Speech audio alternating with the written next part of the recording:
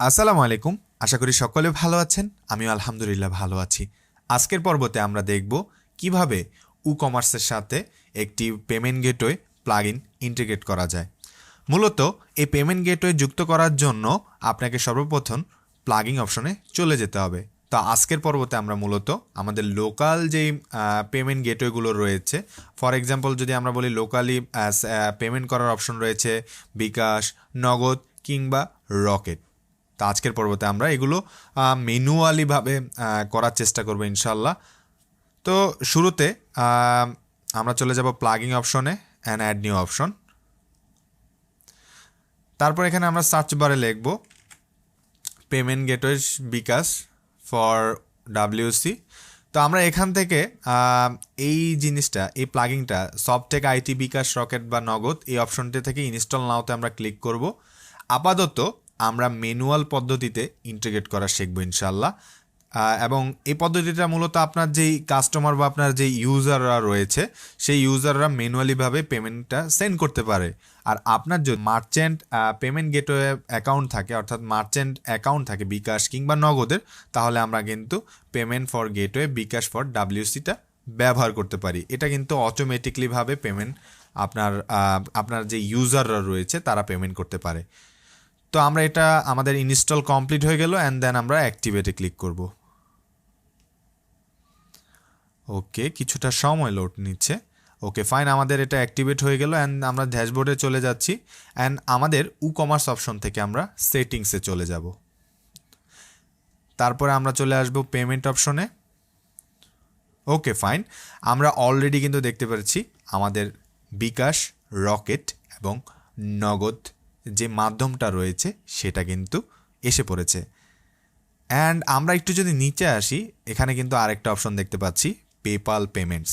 এটা কিন্তু মূলত আপনার যদি ওয়েবসাইটটা মূলত ইন্টারন্যাশনালি হয়ে থাকে, যেহেতু আপনারা লোকালি হয়তো বা কাজ খুবই কম করা পড়বে, আপনারা যারা ইন্টারন্যাশনালি কাজ করতে যাবেন, ইন্টারন্যাশনালি সকল বায়ারদের কিন্তু পেপাল গেটওয়েটা থাকে। সেক্ষেত্রে আপনি কিন্তু এখানে গেট স্টার্টের মাধ্যমে কিন্তু আপনি এটা ইন্টিগ্রেট করতে পারবেন। তো ইনশাল্লাহ আমরা পরবর্তীতে শিখব কিভাবে আমরা পেপালকে আমাদের কমার্স প্লাগিংয়ের মাধ্যমে ইন্টিগ্রেট করতে পারি, অর্থাৎ যুক্ত করতে পারি এই পেমেন্টটা। সো প্রথমে যেহেতু আমরা আপাতত বিকাশ, রকেট না, শুধু রকেটটা না দেখি, আমরা বিকাশ এবং নগদটা দেখব কিভাবে আমরা অ্যাড করতে পারি। আমরা যেভাবে বিকাশ অ্যাড করব সেম টু সেম আপনি কিন্তু রকেট এবং নগদ অ্যাড করতে পারবেন। সো আমি অনলি ফর একটা দেখাই, বাকিগুলো আপনারা নিজেরাই অ্যাড করে নিতে পারবেন। অ্যান্ড তারপর আমরা এখানে দেখছি যে বিকাশের এই অপশনের পাশে কিন্তু আমরা দেখছি ম্যানেজ অপশন। অ্যান্ড আমরা আরেকটা কিন্তু বাটন দেখছি, আমরা যদি বেগুনি কালারের একটা বাটন দেখি, টার্ন অফ। আপনি যদি এটা টার্ন অফ করে রাখেন আপনার কিন্তু এই গেটওয়েটা শো করবে না। আপনি যখন অন করবেন তখন কিন্তু এই গেটওয়েটা আপনার যখন চেক আউট ইয়েতে থাকবে, অর্থাৎ আপনার প্রোডাক্টটা যখন চেক আউট করতে যাবে তখন এখানে কিন্তু অপশন আসবে। আপনি যখন ক্যাশ অন ডেলিভারিতে দিবেন, এই দুইটা অপশন কিন্তু সাধারণত ওপেনই থাকে, ক্যাশ অন ডেলিভারি এবং বিকাশ বা নগদ যে অপশনটা দেন আর কি আপনার রিকোয়ারমেন্ট, আপনার ওয়েবসাইটের রিকোয়ারমেন্ট অনুযায়ী। অ্যান্ড এখানে কিছু কাজ করতে বলতেছে, এটা আমরা করব না আজকে। আমরা ইনশাল্লাহ বিকাশের অ্যাটেন্ডটা দেখবো আর কি কীভাবে অ্যাড করতে হয়। সো আমরা ম্যানেজ অপশনে ক্লিক করলাম অ্যান্ড ম্যানেজ অপশন থেকে এখানে দেখেন কিছু অপশন দেখাচ্ছে। টাইটেল অবশ্যই বিকাশ হবে অ্যান্ড ডিসক্রিপশনটা যেটা আছে এটাই থাকবে। অর্ডার স্ট্যাটাস কী হবে, অর্থাৎ যখন আপনার কাস্টমাররা এই ম্যানুয়ালিভাবে পেমেন্ট ক্লিক করবে অর্থাৎ বিকাশের মাধ্যমে, তখন অর্ডার স্ট্যাটাসটা কী হবে, অন হোল্ড থাকবে না প্রসেসিং থাকবে নাকি পেন্ডিং পেমেন্ট থাকে না কমপ্লিট থাকে। অবশ্যই আপনি যখন পেমেন্ট করবে তখন প্রসেসিং হতে থাকবে। অ্যান্ড দেন বিকাশ নাম্বার, আপনার এখানে অবশ্যই একটা বিকাশ নাম্বার দিয়ে দিবেন। সো আমি সিম্পলিভাবে যে কোনো একটা বিকাশ নাম্বার দিয়ে দিলাম আপাততর জন্য। অ্যান্ড এটা আপনার কি পার্সোনাল না এজেন্ট, এজেন্ট হলে এজেন্ট দিবেন, পার্সোনাল হলে পার্সোনাল। যেহেতু এটা আমার পার্সোনাল নাম্বার সেটা আমি দিলাম। অ্যান্ড ইনাবেল বিকাশ চার্জ, অর্থাৎ আপনার যে একটা সেন্ড মানি চার্জ রয়েছে 1.85% বিকাশ চার্জ, যেটা আপনি ক্যাশ আউট করতে প্রয়োজন হবে, এটা আপনি চাইলে এখানে ইনাবেল করে দিতে পারেন। সিম্পলিভাবে এটা আপনার রিকোয়ারমেন্ট। যদি আপনি চান যে আপনার কাস্টমার থেকে আপনি ক্যাশ আউট চার্জ নেবেন 1.85%, বিকাশ কিংবা নগদ দুটোরই থাকে, আপনি চাইলে এটা অ্যাড করে দিতে পারেন।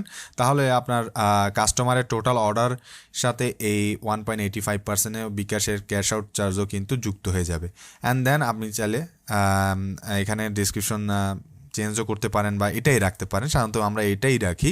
অ্যান্ড দেন আমরা যদি সেভ চেঞ্জ করি, ওকে ফাইন, আমরা দেখতে পাবো কিন্তু আমাদের কিন্তু একটা এখানে যুক্ত হয়ে গিয়েছে। অ্যান্ড দেন আমাদের যদি এখানে প্রোডাক্ট থাকতো তাহলে আমরা দেখতাম, আমরা একটু দেখি আমাদের কি কোনো প্রোডাক্ট আছে নাকি ইন স্টক। আমরা আমাদের নিউ ট্যাবে গেলাম, অ্যান্ড যদি আমরা সব পেজে যাই, ওকে ফাইন, আমরা অ্যাড টু কার্ট করব, okay view cart option, and then আমরা process to checkout, okay fine.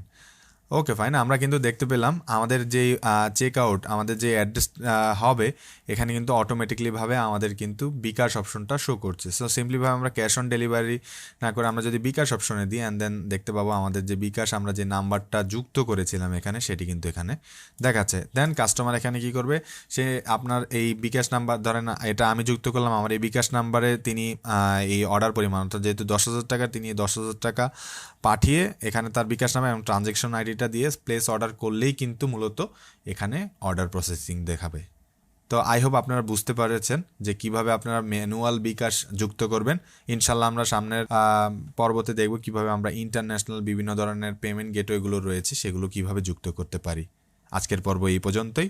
আল্লাহ হাফেজ, আসসালামু আলাইকুম।